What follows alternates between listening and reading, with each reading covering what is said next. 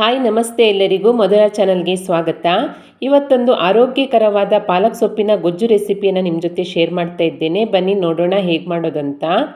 ನೋಡಿ, ನಾನು ಈರುಳ್ಳಿ ಪಾಲಕ್ ಸೊಪ್ಪಿನ ಗೊಜ್ಜು ಮಾಡಲಿಕ್ಕೋಸ್ಕರ ಈ ರೀತಿಯ ಚಿಕ್ಕ ಚಿಕ್ಕ 3 ಪಾಲಕ್ ಕಟ್ಟನ್ನು ತೆಗೆದುಕೊಂಡಿದ್ದೇನೆ. ಇವಾಗ ಇದನ್ನು ಚೆನ್ನಾಗಿ ತೊಳೆದ್ಬಿಟ್ಟು ಚಿಕ್ಕ ಚಿಕ್ಕದಾಗಿ ಹೆಚ್ಚಿಟ್ಕೊಳ್ತೇನೆ. ಅದೇ ರೀತಿ ನಾನು 3 ಕಟ್ಟು ಪಾಲಕ್ ಸೊಪ್ಪಿಗೆ 3 ಈರುಳ್ಳಿಯನ್ನು ತೆಗೆದುಕೊಂಡಿದ್ದೇನೆ. ಇದನ್ನು ಕೂಡ ಚಿಕ್ಕದಾಗಿ ಹೆಚ್ಚಿ ಇಟ್ಕೊಳ್ತೇನೆ.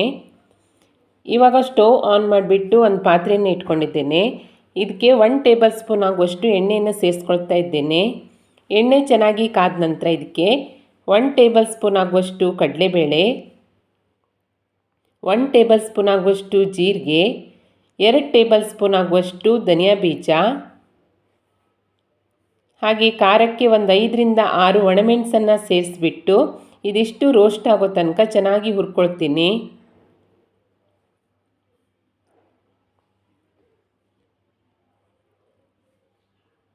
ನೋಡಿ, ಇವಾಗ ಇದು ಚೆನ್ನಾಗಿ ಫ್ರೈ ಆಗಿದೆ. ಇದಿಷ್ಟನ್ನು ಒಂದು ಪ್ಲೇಟಿಗೆ ಎತ್ತಿ ಇಟ್ಕೊಳ್ತೀನಿ. ನಂತರ ಅದೇ ಪಾತ್ರೆಗೆ ಚಿಕ್ಕದಾಗಿ ಹೆಚ್ಕೊಂಡಿರುವಂತಹ 3 ಈರುಳ್ಳಿಯನ್ನು ಸೇರಿಸ್ಕೊಳ್ತಾ ಇದ್ದೇನೆ. ಈರುಳ್ಳಿಯನ್ನು ಕೂಡ ಸ್ವಲ್ಪ ಮೆತ್ತಗಾಗೋ ತನಕ, ಹಾಗೆ ಕಲರ್ ಚೇಂಜ್ ಆಗೋ ತನಕ ಫ್ರೈ ಮಾಡ್ಕೊಳ್ಬೇಕು. ಇದಕ್ಕೆ ಸ್ವಲ್ಪ ಉಪ್ಪು ಹಾಗೆ ಚಿಕ್ಕ ಹುಣಸೆ ಹಣ್ಣನ್ನು ಸೇರಿಸ್ಬಿಟ್ಟು ಈರುಳ್ಳಿಯನ್ನು ಚೆನ್ನಾಗಿ ಫ್ರೈ ಮಾಡ್ಕೊಳ್ತೀನಿ. ಇದು ಸ್ವಲ್ಪ ಟೈಮ್ ತಗೊಳುತ್ತೆ. ನೋಡಿ, ಒಂದು 5 ನಿಮಿಷ ಫ್ರೈ ಮಾಡಿದ ನಂತರ ಈರುಳ್ಳಿ ಮೆತ್ತಗಾಗಿ ಕಲರ್ ಚೇಂಜ್ ಆಗಿದೆ. ಇವಾಗ ಸ್ಟವ್ ಆಫ್ ಮಾಡಿಬಿಟ್ಟು ಇದನ್ನು ತಣ್ಣಗಾಗ್ಲಿಕ್ಕೆ ಬಿಡ್ತಾ ಇದ್ದೇನೆ. ಇದೆಲ್ಲವೂ ತಣ್ಣಗಾದ ನಂತರ ಒಂದು ಮಿಕ್ಸಿ ಪಾತ್ರೆಗೆ ಮೊದಲಿಗೆ ನಾನು ಫ್ರೈ ಮಾಡಿ ಇಟ್ಕೊಂಡಿರುವಂತಹ ಮಸಾಲೆಗಳನ್ನು ಸೇರಿಸ್ಬಿಟ್ಟು ಪೌಡ್ರ್ ಮಾಡ್ಕೊಳ್ತೀನಿ.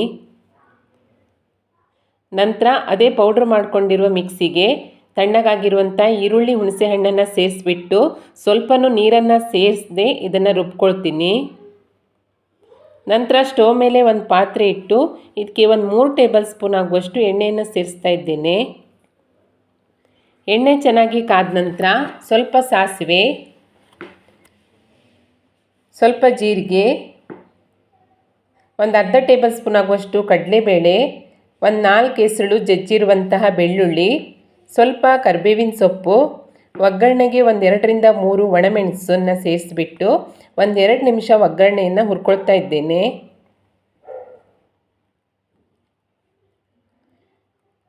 ಒಗ್ಗರಣೆ ಫ್ರೈ ಆದ ನಂತರ ಇದಕ್ಕೆ ಚೆನ್ನಾಗಿ ತೊಳೆದು ಹೆಚ್ಚಿಟ್ಕೊಂಡಿರುವಂತಹ ಪಾಲಕ್ ಸೊಪ್ಪನ್ನು ಸೇರಿಸ್ಕೊಳ್ತೀನಿ. ಪಾಲಕ್ ಸೊಪ್ಪು ಆರೋಗ್ಯಕ್ಕೆ ಕೂಡ ತುಂಬಾ ಒಳ್ಳೆಯದು. ಪಾಲಕ್ ಸೊಪ್ಪನ್ನು ಸೇರಿಸ್ಕೊಂಡ ನಂತರ ಇದಕ್ಕೆ ಒಂದು 1/4 ಟೇಬಲ್ ಸ್ಪೂನ್ ಆಗುವಷ್ಟು ಅರಿಶಿಣ, ಹಾಗೆ ರುಚಿಗೆ ತಕ್ಕಷ್ಟು ಉಪ್ಪನ್ನು ಸೇರಿಸ್ಬಿಟ್ಟು ಒಂದು 5 ನಿಮಿಷ ಚೆನ್ನಾಗಿ ಹುರ್ಕೊಳ್ತೀನಿ. ಪಾಲಕ್ ಸೊಪ್ಪು ಬೇಗನೆ ಬೆಂದ್ಕೊಳ್ಳುತ್ತೆ.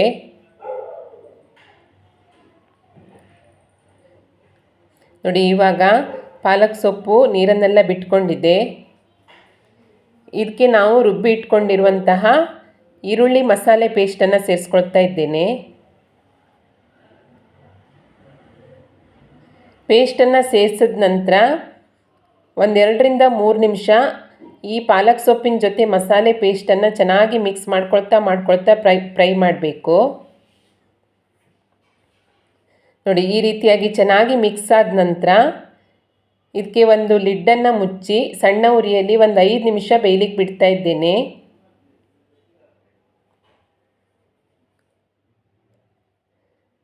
ಒಂದು 5 ನಿಮಿಷದ ನಂತರ ನೋಡಿ, ರುಚಿಯಾದ ಹಾಗೆ ಆರೋಗ್ಯಕರವಾದ ಪಾಲಕ್ ಸೊಪ್ಪು ಮತ್ತು ಈರುಳ್ಳಿ ಗೊಜ್ಜು ರೆಡಿಯಾಗುತ್ತೆ. ಯಾವಾಗಲೂ ಪಾಲಕ್ ಸೊಪ್ಪಿನ ಸಾರು ಪಲ್ಯ ತಿಂದು ಬೇಜಾರಾಗಿದ್ದರೆ ಈ ರೀತಿ ಹೊಸ ರುಚಿಯನ್ನು ಟ್ರೈ ಮಾಡಿ. ತುಂಬಾ ಚೆನ್ನಾಗಿರುತ್ತೆ. ಬಿಸಿ ಬಿಸಿ ಅನ್ನದ ಜೊತೆ ಅಂತೂ ಕಲಿಸ್ಕೊಂಡು ತಿನ್ನೋಕ್ಕೆ ಸೂಪರ್ ಆಗಿರುತ್ತೆ. ಹಾಗೆ ಚಪಾತಿ, ರೊಟ್ಟಿ, ದೋಸೆ ಕೂಡ ಸೂಪರ್ ಕಾಂಬಿನೇಷನ್ ಅಂತಲೇ ಹೇಳ್ಬೋದು. ಖಂಡಿತ ಟ್ರೈ ಮಾಡಿ. ರೆಸಿಪಿ ಇಷ್ಟ ಆದಲ್ಲಿ ಲೈಕ್ ಮಾಡಿ, ಹಾಗೆ ಶೇರ್ ಮಾಡಿ. ರೆಸಿಪಿ ಹೇಗಾಗಿದೆ ಅಂತ ಕಮೆಂಟ್ ಮಾಡಿ. ಹೊಸದಾಗಿ ನಮ್ಮ ಚಾನಲ್ ನೋಡ್ತಾ ಇದ್ದರೆ ಸಬ್ಸ್ಕ್ರೈಬ್ ಮಾಡ್ಕೊಳ್ಳಿ. ಸಿಗೋಣ ಮುಂದಿನ ರೆಸಿಪಿಯಲ್ಲಿ. Thank you for watching.